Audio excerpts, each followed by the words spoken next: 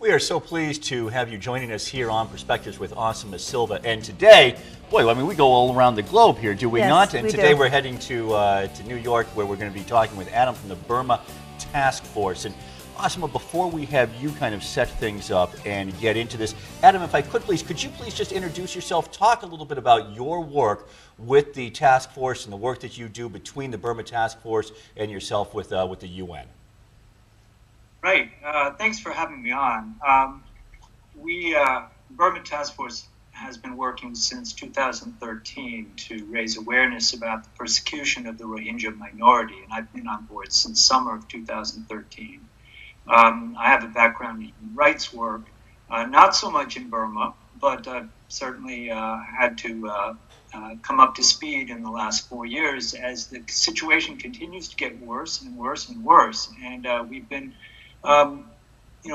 trying to mobilize response in Congress, in the UN, and my UN work, I got us accredited about 2 years ago, and we participate in various meetings.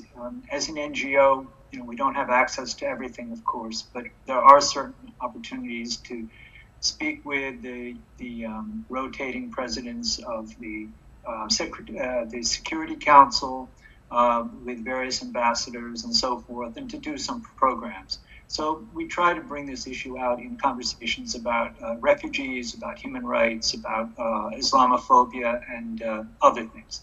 So that's my role, has been to bring this issue up at the UN and also to mobilize the community, to talk to policymakers, and to build partnerships with our human rights colleagues. Well, I have to tell you, Asima, I was just going to say, this came to my attention through you telling me about it. I had not heard about it. You talk about, Adam, being involved since 2013. Boy, I mean, here is this genocide that is happening in the world, and until you began to talk about it on your show, I'm going about my daily life really, for the most part, unaware of this happening in the world. And I believe that's with a lot of Americans. We did not hear about this news and the genocide that was happening. It hasn't been in the media. If you could do us a favor, Adam, and you can just briefly educate us again. I know you were on our radio show before and you had talked about the situation, but if you could educate some of our viewers who may not have heard about the situation, exactly what is going on in Burma, especially Rohingya. Well, Burma has about over 50 million inhabitants, and it's always been a very diverse country. It's between Bangladesh and China and India and Thailand. It shares a lot of diversity, and in past centuries there have been various Muslim empires. There's been Buddhist predominating culture, but really a lot of diversity. 135 ethnicities according to the standard count. The main dominating ethnicity is the Bamar, which is mainly Buddhist, and the elites and the military are really mainly Bamar Burmese. They have had various conflicts with other ethnic groups, quite a number of them over the years. Their treatment of Rohingya Muslims, however, has been the worst as far as persecution. And until now, Rohingya have been pretty much nonviolent and just suffering, held in 1978, there was one wave of expulsions, but there has been other waves throughout the years, and this is made worse by the 1982 citizenship laws, which took away their citizenship. Until then, they had the rights as citizens in Burma, but the military, has been increasingly taking away their rights to work legally, to get an education. There's no access to education. To marry freely and to have children. They have to pay bribes in order to do either of those things, and even travel freely between villages. And so they become stateless and prisoners in their own land. They are indigenous to that land. Of course, there's been some cross-border population as well, because the borders were created by the colonial powers in the 19th century. And so there are natural fishing and other trade routes that cross the borders, but there have been Rohingya there. Even the explorers, the British and pre-colonial explorers of the 18th century, noted the Rohingya by name in the Rakhine State, northwest area of Burma.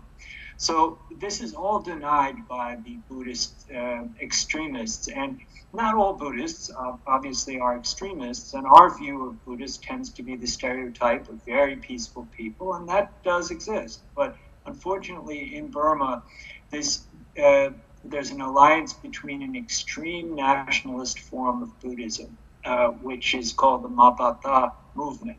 Earlier it was called 969. But this has allied with the Burmese military to demonize this minority. And once the minority is chased out of their neighborhood or their villages, of course the state seizes the land, the military seizes the land and develops it. And so, there's also, unfortunately, a thievery going on a massive scale. So this has been very unfortunate. We call it a genocide because there's a clear effort to erase these people from Burma. And, this is you even see it in the refusal of the government of Burma to call them Rohingya. They call them Bengali, or even something really rude, which is Kalar, which is a rude word. When they talk about Rohingya, they even ask the international community not to use the word. They're really trying to make this whole group disappear. And whether it's by killing, mass atrocities, mass rape, or especially mass displacement, they seem to be succeeding, and it's very sad to see that, despite everyone's efforts. Well, as you just said, despite everyone's efforts, I mean, what you just described to us is so terrifying. When you are speaking with representatives of other countries, why can't they bring more international sanctions or something to bear on the government to say, we know what you're doing, the world is watching, stop this? Well, there were sanctions, a lot more sanctions, say 5 years ago. It was very clear that Burma was being, ruled for about a generation by a military dictatorship. But when that began to ease up, and Aung San Suu Kyi was released from house arrest, and there was a lot of hope around the world that democracy was arriving, and therefore human rights would arrive too. The November 2015 elections were indeed free and fair and elected Aung San Suu Kyi's party. She was forbidden to become president because they were trying to keep her out, and they had a law passed that prevented her from taking that office because she had been married earlier to a British citizen, and that made her not. But what her party did coming to power was they created a new role for her called state counselor, which is above the president. So she, in fact, is in charge of the civilian government, but the civilian government is not fully civilian. They are in a power-sharing relationship with the military, the same military that does these abuses. And the military, by the Constitution, controls at least 25% of the parliament, which votes as a bloc, and also controls certain key ministries like defense. And so she is really forced into this relationship. And for a long time, the international community was making excuses for her, saying, let's not criticize Aung San Suu Kyi because it will weaken her, and therefore the military will keep domination. But now, at this point, it seems quite clear that she really agrees with the military regarding the Rohingya. She talks about them as if they're a security threat. She is not very friendly to the Muslim community. There's about 4% of the whole population is Muslim, and half of that is Rohingya. So she refused, when she was elected, her party refused to have any Muslim candidates. And so they have been responding to this anti-Muslim sentiment by giving into it, by embracing populism in the lowest common denominator sort of way. So this honeymoon period for Aung San Suu Kyi bought her time, but she didn't use the time to normalize the Rohingya. She did the opposite. And so, this is one reason why the international community, the diplomatic community, they had hopes for her, and they were wrong.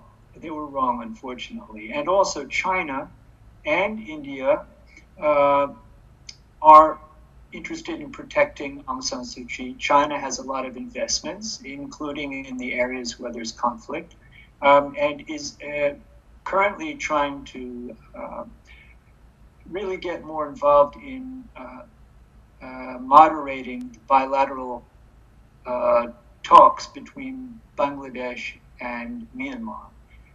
China really does not have human rights in mind. They have a certain kind of public order in mind, which does not include the Rohingya. So there are a lot of complications in the world, but the sanctions were dropped by the Obama administration because at that point they thought that democracy had finally arrived. It was very naive, and we were writing lots of letters not to do that, but they weren't listening. And we were writing letters. We've written a lot of letters to policymakers over the years, and often we have to wonder why they're not listening and what they're thinking about instead of human rights. And sometimes it's business opportunities that they imagine are now offering themselves in Myanmar. So this is an unfortunate aspect of our foreign policy, is that sometimes it follows the money. So you just mentioned China pretty much turned their backs on the Rohingya, and the U.S., naively took down the sanctions. So what exactly in the international community, which countries have now, stated that this is a genocide and that maybe they're moving forward with their policies to help this particular people? Right. Well, Bangladesh, first of all, the foreign minister has stated that this is a genocide. Bangladesh is the most dramatically affected by this latest crackdown, which started on the 25th of August. And within 6 weeks, 500,000, 500,000 refugees streamed into Bangladesh. Bangladesh didn't want to take them, but did take them, and so this crisis has really impacted Bangladesh, and so they have admitted that this is a genocide. President of France, Macron, referred to it as a genocide. A number of Nobel Peace Prize winners have referred to it as genocide. Many academics. But some of the community does not use that word because using that word will legally obligate the international community to take action, and they don't want to be legally obligated, and it's unfortunate. It's quite dishonest, really. The U.S. government will not even call it ethnic cleansing, and the Congress, it's been a bipartisan issue in Congress, and I'm glad to say that on both sides of the aisle there are supporters of Rohingya. In 2014, there was Resolution 418 in favor of restoring Rohingya rights, and now there's two bills, one in the Senate and one in the House, calling for sanctions to be restored on the government of Myanmar in order to push them. They clearly need pushing. And so the State Department kind of agrees that sanctions are needed, but they talk on both sides. But at the same time, they are not calling it ethnic cleansing. They're refusing to use the strong terminology that's appropriate. We call it a genocide, but whatever you call it, we have a responsibility to protect, and all member nations of the UN, all nations around the world signed on to a document in 2005 that said that they have an obligation to step in when there's mass atrocities and genocide, and yet they're not doing it. And so we see the politics, the world politics that is one huge part of this story. I guess the other more pragmatic part is whether the politicians refuse to call it genocide or get involved because of big business or whatever their ultimate motives are, that they're willing to sacrifice an entire group of people, even though it's a small percentage of the population. As you just said, you've got 500,000 refugees that have streamed over the border. How do we help those people who have been affected by this? Maybe the sanctions won't come back, maybe it will take years, or sadly it will never be recognized for what it is, but those people need help right now. How do we go about doing that? Well, I think we need to think about both humanitarian assistance, of course, and also human rights protection. Humanitarian assistance means, supporting UNHCR, Red Cross, Muslim organizations. There's some based in Bangladesh called like BRAC, B-R-A-C. There's many that are over there, and we don't, as Burma Task Force, we don't do direct relief. We have people on the ground in the camps, but the camp situation, the conditions are horrific, and there's everyone is basically camped out in the mud, and there's real danger of cholera. There's just no infrastructure, and they're scrambling to create these, but there's unsafe conditions. Most 80% of the refugees that arrived in Bangladesh in this latest wave are women and children. So there's a lot of needs, and they haven't all been met, and it's really a disaster. Bangladesh is kind of doing the right thing, and yet sometimes is playing politics with who gets access, which charity is allowed in. It's overly complicated, and so, but we need people to pay attention to also donate to support the Rohingya in their hour of need. But we should also not forget to advocate for their rights. When eventually some, maybe all, are sent back to Myanmar, will they be safe? The government, Aung San Suu Kyi herself, claims that they can go back in a few weeks, but it's impossible for them to be resettled in their villages because over 280 villages have been burned and destroyed, and they're now the property of the state according to the law. And the government there wants to resettle them not in their own homes or return their stolen livestock or their farms, but to put them in model villages. Model villages are concentration camps. That is what they have in mind. Concentration camps means camps where you put displaced people and they cannot leave. It's a prison, an open-air prison, and that is what the government of Myanmar has in mind, and what China is basically also backing. So we really hope that Bangladesh will not go for this plan just in order to get this terrible crisis off their own soil. It's tempting, it must be tempting for them to do that. But these men, women, and children who are suffering need education, they need help, and eventually to be repatriated with full rights back in Burma. We called for a safe zone to be created in Myanmar. And this is a bit controversial because safe zones haven't always worked in all countries, but it means bringing in peacekeepers to make sure that when they are resettled, the Rohingya are not massacred as they were in other places when repatriation took place. Now, we talked about death, genocide. We're talking about concentration camps. We're talking about people becoming refugees in Bangladesh.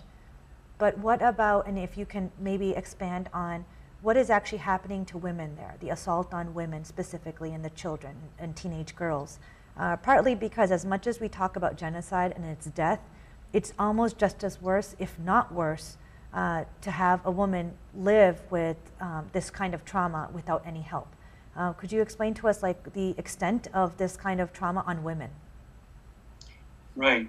Well, an earlier wave of persecution and displacement took place in October 2016 in Mongdao, and 80,000 Rohingya fled at that time, and there were widespread allegations about mass rape.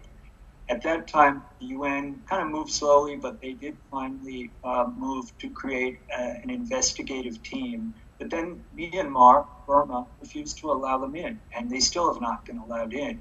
So a lot of us think that that was the test, and the international community didn't push hard enough, and that we didn't pass the test. So they knew that they could go ahead with a wider scale destruction of the Rohingya, and that's what they've done now. That's the way it seems to have played out, that it was pre-planned. Now, we should say in both cases, 2016 and this year, there has been a small militia called ARSA that is among the Rohingya. It's quite small. They were armed with farm implements, and then they stole some rifles. And they killed a small number of soldiers from the Myanmar army. This, in 2016, created a reason, a pretext for the crackdown and the so-called military clearance operation. And this also led to the mass rapes as soldiers took revenge on the whole civilian population. You would think that ARSA wouldn't have tried to do this again, but this year, in August 25th, was the day after the Kofi Annan Commission, which was the one good thing that Aung San Suu Kyi did, which she invited the former Secretary General of the UN to head a commission, and they did a pretty good job, better than we expected, in drawing up a roadmap for coexistence in Rakhine State between Muslim and Buddhist, and between Rohingya and the other neighbors of the area. But within hours, there was this attack by the ARSA group, and a lot of people are talking as if the attack itself was what spoiled the whole peace plan. But it isn't really the case, because all throughout that month of August, we were writing letters. U.S. Congress was writing letters. The Special Rapporteur to Burma was writing letters saying, why is the Burmese army building its troop levels up so much in that area? What is going on? And we knew something was going on, and what they were doing was blockading villages and creating starvation. And this, unfortunately, pushed ARSA to make another attack. And all the rest is led to the huge overreaction, to disproportionate reaction by the Burmese, which again has created mass rape. We've been trying to raise awareness. We sent a team out to do documentary films. We're planning another one, and the films interview these women who, speak very bravely about their ordeal. And there's a lot of trafficking as well that women sometimes face, early marriage as well in order to survive. Women are really taking the brunt of a lot of this crisis. And, I don't really want to talk about the horrible things that have gone on with the children, thrown into the fire and various things. A lot of eyewitness testimony to the UN and to the international groups, the human rights groups. It's very, very, very convincing. So many stories that people have seen of their family members slaughtered. You can just fire guns through those houses. They're made of bamboo and wood, and then a lot were burned in their homes. So there's a lot of terrible stuff that has happened, affecting all ages. We really need to build very strong alliances with non-Muslim and groups. One group that is coming together is called JACOB, which is Jewish Alliance of Concern Over Burma. There are also women's groups as well.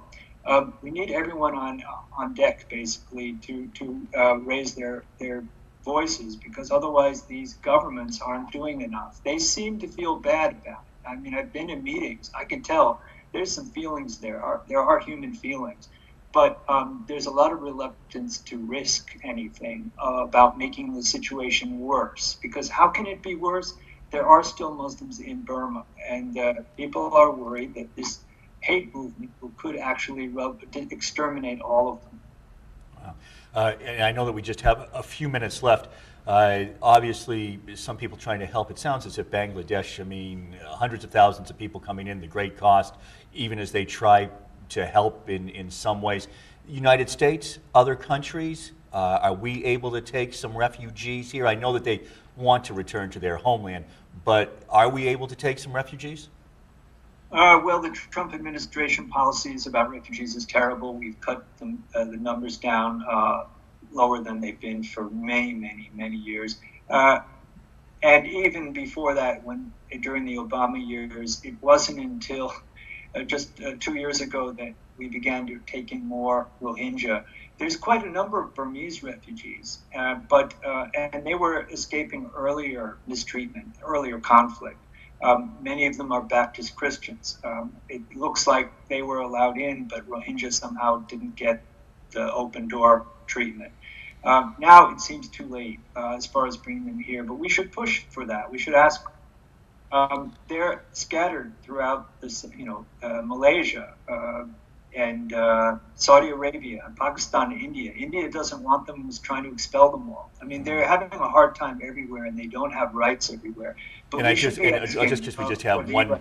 just have the 1 minute left. But I mean, certainly as people hear your story, just as you say, you're talking to those leaders and seeing how affected they are. I know the people listening today, the compassion, and Asma, that leaves us just enough time to thank our guest and for you to give us your perspective.